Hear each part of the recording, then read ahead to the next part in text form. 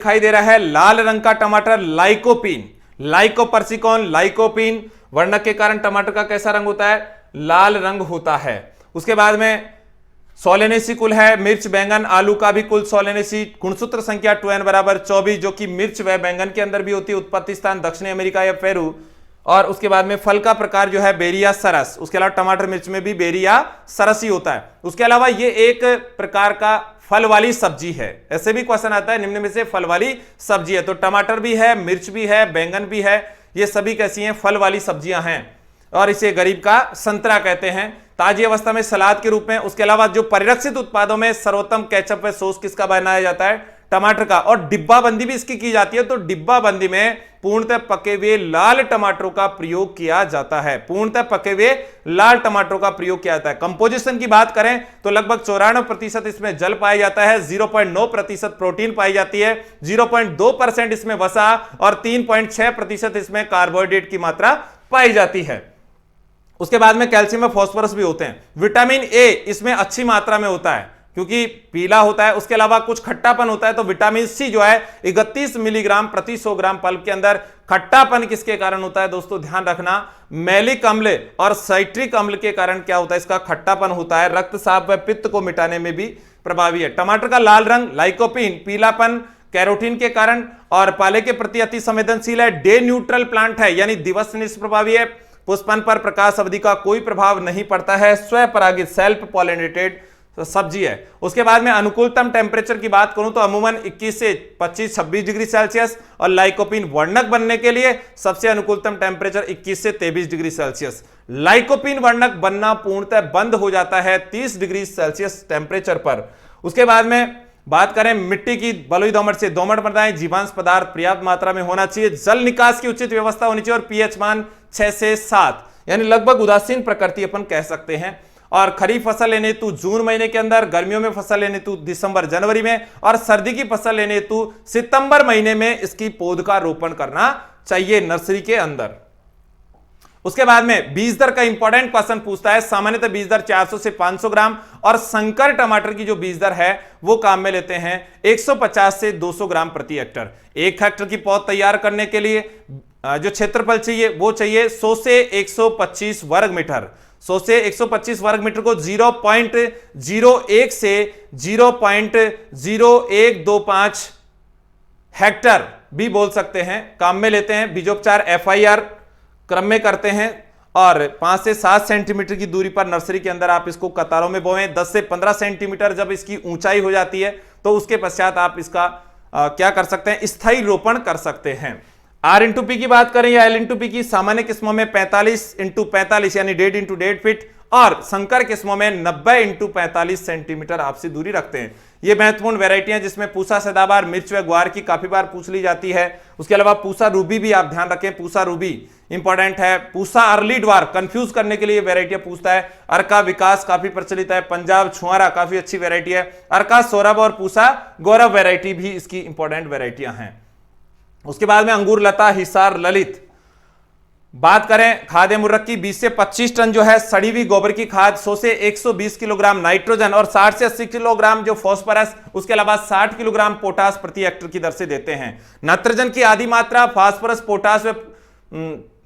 और पोटास की पूरी मात्रा जो है बुआई से पहले उसको आप मृदा में मिला दें। बाकी बची हुई नाइट्रोजन को रोपाई के 30 दिन व 50 दिन की अवधि में बराबर भागों में बांट करके और आप दे सकते हैं।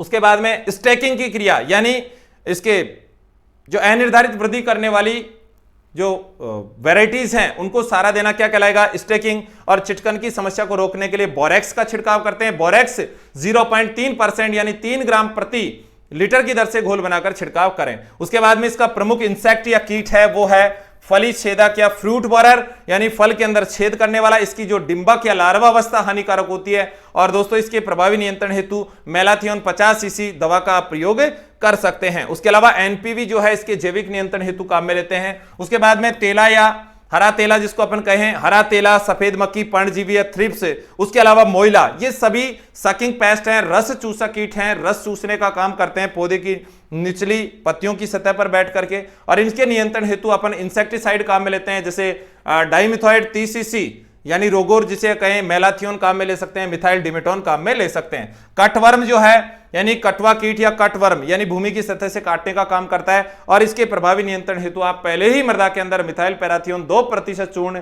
20 से 25 किलोग्राम प्रति हेक्टेयर की दर से काम में ले सकते हैं। बिल्कुल इंपॉर्टेंट है। आर्द्र गलन रोग यानी आर्द्रता या नमी के कारण बहुत सारे कवक या फफूंद उत्पन्न होते हैं और उनका नाम है पीथियम राइजोक्टोनिया और फाइटोप्थोरा। पीथियम राइजोक्टोनिया और फाइटोप्थोरा जो स्पीशीज के जो कवक हैं, इनके उत्पन्न होने से जो फसल है वो गलने लग जाती है, भूमि की सतह से गल करके गिर जाती है और इनके नियंत्रण हेतु अपन बीजोपचार करें क्योंकि ये एक बीजोड़ व मृदोड़ रोग है। उसके बाद में गुच्छा मुच्छा रोग जो है मोजेक या वायरस के द्वारा होता है। रोग कारक विषाणु वायरस है, विषाणु जनित है और इसका जो है वाहक कीट होता है, तो इनके नियंत्रण हेतु मेटासिस्टॉक्स जैसे कीटनाशी काम में लेते हैं। पर्णकुंचन लीफ कर्ल या पर्ण का यानी सिकुड़ना वायरस जनित रोग ये भी, और इसका वाहक होता है बेमेसिया टेबेसाई सफेद मक्खी, इसका वाहक होता है पर्णकुंचन का लीफ कर्ल का और इसके नियंत्रण हेतु डाइमिथोएट यानी जो रोगोर है 1 ml प्रति लीटर की दर से काम में लेते हैं। उसके बाद में नेक्स्ट है अगेती जुलसा। अगेती यानी अगेती अल्टरनेरिया, अल्टरनेरिया सोलेनाई, सोलेनेसी कुल की है, तो अगेती जुलसा अल्टरनेरिया सोलेनाई नामक जो कवक या फफूंद के द्वारा ये उत्पन्न होता है। इसके नियंत्रण के लिए ब्लाइटॉक्स काम में लें और इसके अंदर सिम्टम्स जो होते हैं वो भूरे व काले रंग के बिल्कुल स्पॉट या धब्बे पत्तियों पर हो जाती हैं और कुछ समय पश्चात पत्तियां जो है झड़ने लग जाती हैं। उसके बाद में दोस्तों बात करें निमेटोड की, सूत्रकृमि की, तो मूल ग्रंथि ये मूल या जड़ों से रिलेटेड रोग है और इसके अंदर मूल के अंदर जड़ों में गांठें बनने लगती हैं जिससे पौधा पोषक तत्व ग्रहण नहीं कर पाता। धीरे धीरे जो है पौधा वानस्पतिक वृद्धि नहीं करेगा, उत्पादन बिल्कुल कम मिलेगा और इसका जो रोग कारक है मेलाइडोगाइनी स्पीसीज नामक निमेटोड, मेलाइडोगाइनी स्पीसीज, और इसके नियंत्रण के लिए निमेटिसाइड काम में लेते हैं। निमेटिसाइड के रूप में कार्बोफ्यूरान या जिसे कार्बोफ्यूरान कह दें या फ्यूरोडॉन 25 किलोग्राम मात्रा, 25 किलोग्राम कार्बोफ्यूरान जो है 3G व्यापारिक उत्पाद है 3% सक्रिय तत्व वाला 25 किलोग्राम प्रति हेक्टेयर की दर से रोपाई से पहले ही मृदा में मिलाकर के इसका नियंत्रण करें और अंतरा सस्य के रूप में आप गेंदे की फसल उगाएं। सनबर्न यानी सूर्य की जो किरणें उसके संपर्क में आने से काफी बार इसका फल जो है जलने लगेगा, सफेद पड़ जाता है अप्रैल मई के महीने में, इसलिए अधिक पत्तियों वाली वेराइटीज का चयन करें और सनई व डेचा की फसल भी आप इसमें बुआई कर सकते हैं। फ्रूट का जो फटना है, फल फटना बोरोन की कमी अनियमित सिंचाई के कारण होता है। उसके अलावा ब्लॉसम एंड रॉड जो कार्य की विकार है ये भी कैल्शियम की कमी और उच्च तापमान के कारण ऐसा होता है, जैसा कि आप इमेज के अंदर देख पा रहे हैं।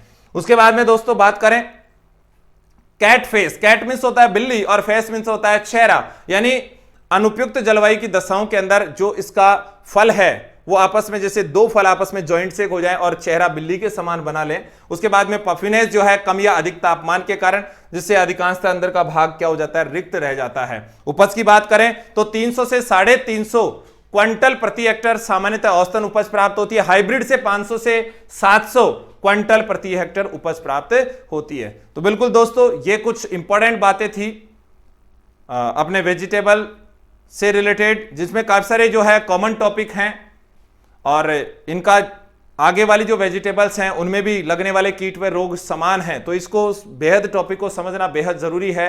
और आप बिल्कुल अधिकांश कृषक फैमिली से बिलोंग करते हैं, तो सभी जो सब्जियों में लगने वाली आप बीमारियों को पहचानें, कीटों को पहचानें और उसके बाद में उसका प्रभावी नियंत्रण करें।